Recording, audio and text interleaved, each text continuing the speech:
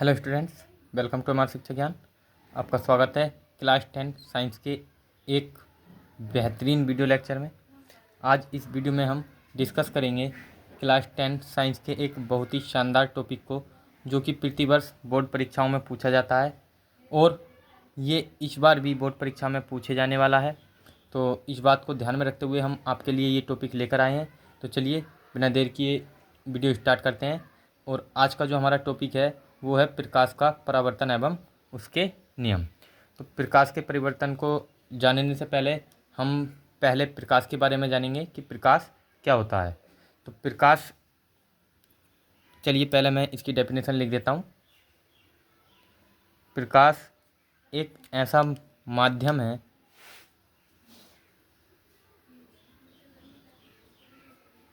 प्रकाश एक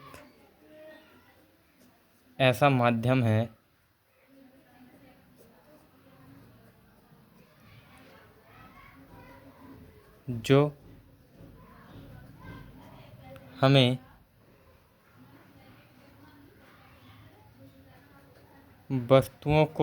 जो हमें वस्तुओं को दिखाने में सहायता करता है। प्रकाश क्या है? यानी प्रकाश एक ऐसा माध्यम है जो हमें वस्तुओं को दिखाने में सहायता करता है। यह एक प्रकार की ऊर्जा है। प्रकाश क्या है? एक प्रकार की ऊर्जा है। प्रकाश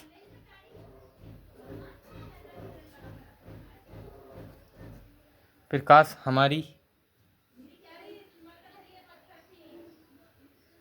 आँखों को संवेदित करता है।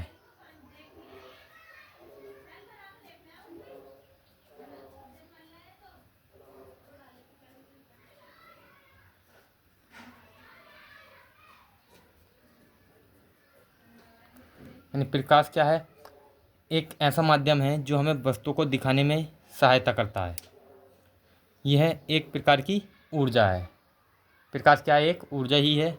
और प्रकाश हमारी आंखों को संवेदित करता है। संवेदित का मतलब, जैसे आप कभी प्रकाश के तरफ को देखेंगे तो आपकी आंखों में चकाचौंध सी आ जाती है। इसी को ही हम बोलते हैं संवेदित करना। तो प्रकाश हमारी आंखों को क्या करता है? संवेदित करता है। और एक पॉइंट और मैं आपको लिखवा देता हूँ प्रकाश से संबंधित। प्रकाश की निर्वात में चाल। प्रकाश की निर्वात में चाल 3 × 10⁸ मीटर प्रति सेकंड होती है। यानी प्रकाश की चाल जो है निर्वात में, प्रकाश कितनी स्पीड से चलता है? 1 सेकंड में 3 × 10⁸ मीटर होती है।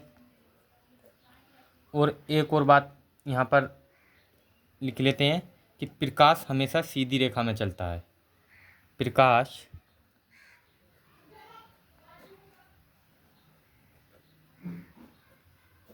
हमेशा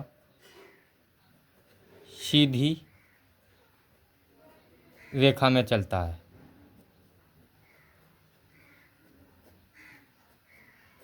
तो चलिए, हमने प्रकाश के बारे में जान लिया है कि प्रकाश एक ऐसा माध्यम है जो हमें वस्तुओं को दिखाने में सहायता करता है। यह एक प्रकार की ऊर्जा है और जो हमारी आंखों को क्या करता है? संवेदित करता है। प्रकाश की निर्वात में चाल 3 × 10⁸ मीटर प्रति सेकंड होती है और प्रकाश हमेशा सीधी रेखा में चलता है। तो प्रकाश से संबंधित जितने भी इम्पोर्टेंट टॉपिक्स थे, पॉइंट्स थे, वो मैंने आपको बता दिए हैं। और इस प्रश्न में से हमसे बहुविकल्पीय प्रश्न भी पूछ सकता है, तो इसीलिए मैंने इन सभी पॉइंटों को आपको बताया है। तो चलिए, प्रकाश जान लिया। अब हम जानते हैं प्रकाश का परावर्तन। तो प्रकाश का परावर्तन क्या होता है? जब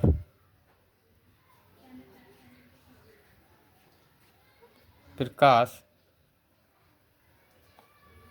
किसी चिकने या पोलिशदार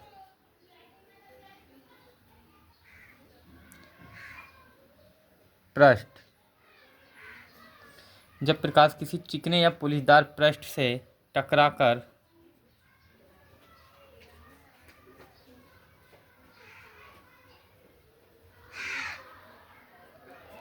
वापस लौट जाता है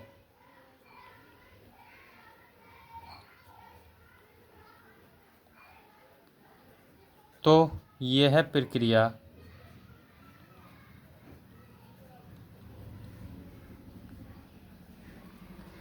प्रकाश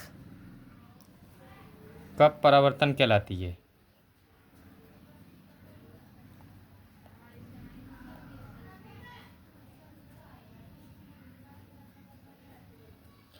जब प्रकाश किसी चिकने या पोलिशदार से पृष्ठ से टकराएगा और प्रकाश अपने मार्ग में यानी वापस लौट जाएगा उससे टकराने के बाद, तो यह प्रक्रिया प्रकाश का परावर्तन कहलाती है।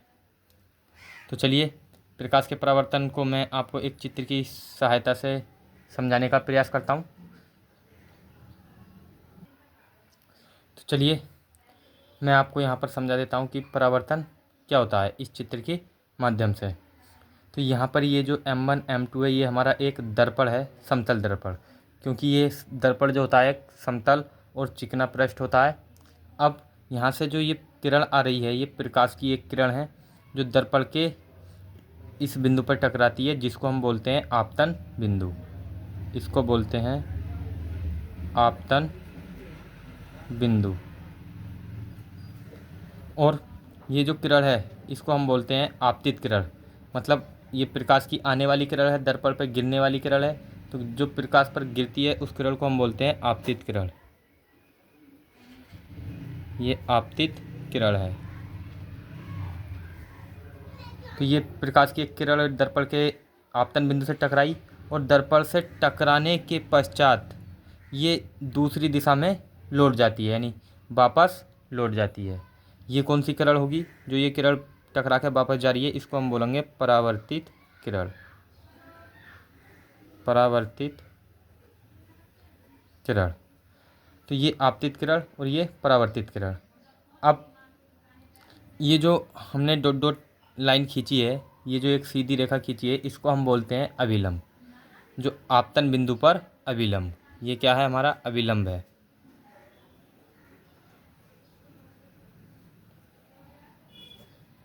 अभिलंब।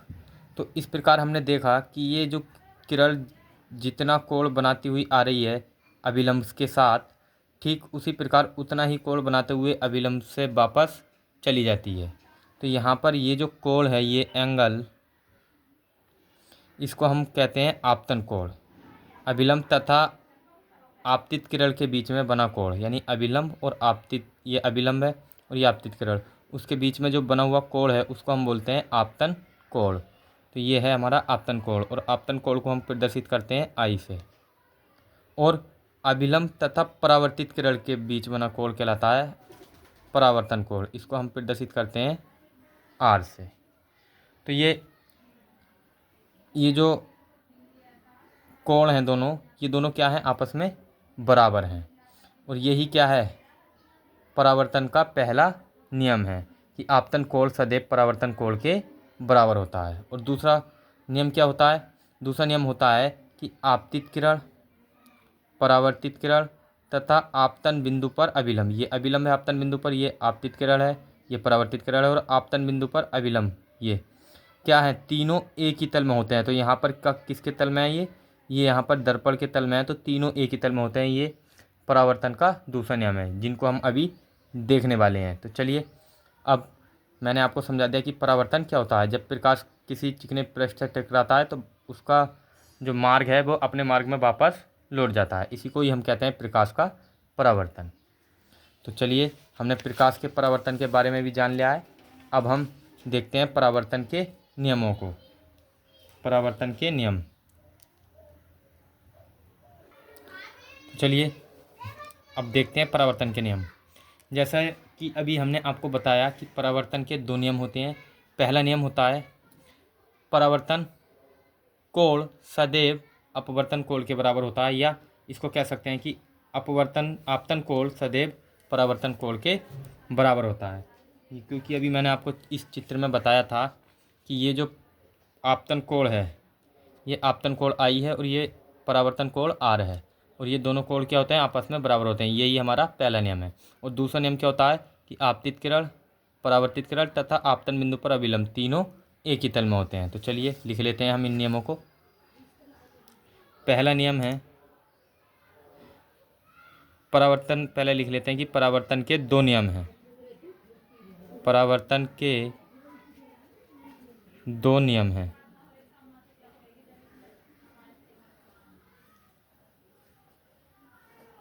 पहला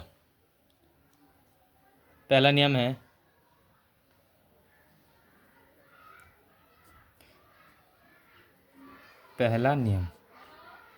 पहला नियम क्या है, आपतन कोण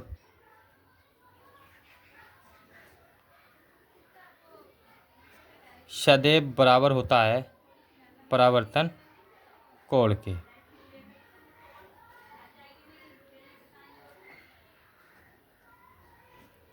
तो अभी मैंने बताया कि आपतन कोण को हम डिनोट करते हैं आई से,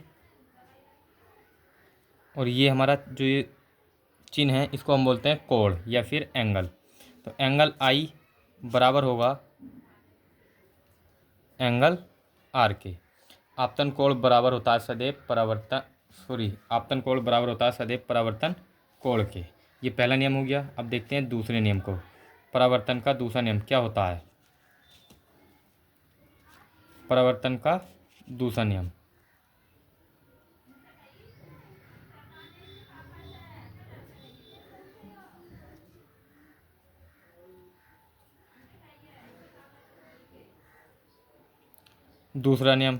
क्या होता है। दूसरा नियम होता है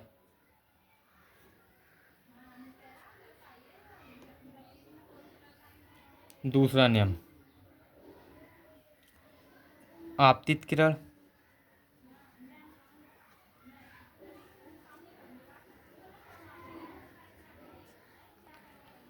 परावर्तित किरण, जो आपतित किरण होती है और परावर्तित किरण है,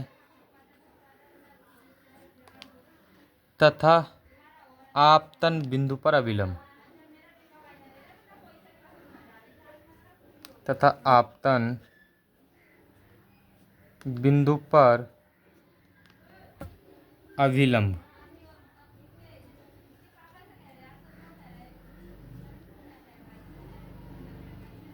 तीनों एक ही तल में होते हैं।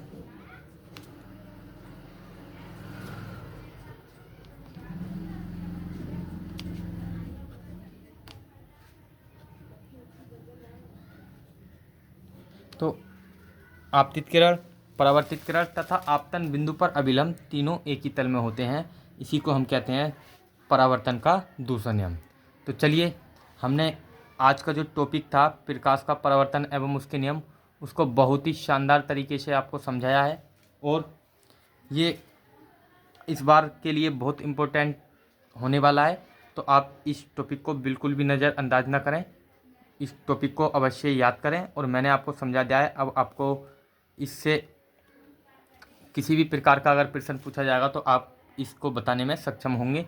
और यदि आपको किसी भी सब्जेक्ट या किसी भी टॉपिक से संबंधित, किसी भी सब्जेक्ट या किसी भी सब्जेक्ट के किसी भी टॉपिक से संबंधित कोई वीडियो चाहिए तो आप हमें कमेंट बॉक्स में बता सकते हैं। मैं आपको उस टॉपिक पर वीडियो बनाकर अवश्य दूंगा। और यदि आपको ये वीडियो अच्छा लगा हो तो प्लीज़ लाइक, शेयर और सब्सक्राइब करना ना भूलें। और हम आपको क्लास 12 का भी सॉल्यूशन, हर सब्जेक्ट का सॉल्यूशन जल्द ही प्रोवाइड करेंगे। और क्लास 10th या 12th के किसी भी सब्जेक्ट का वीडियो या सॉल्यूशन पाने के लिए हमारे चैनल को सब्सक्राइब करें। Thanks for watching.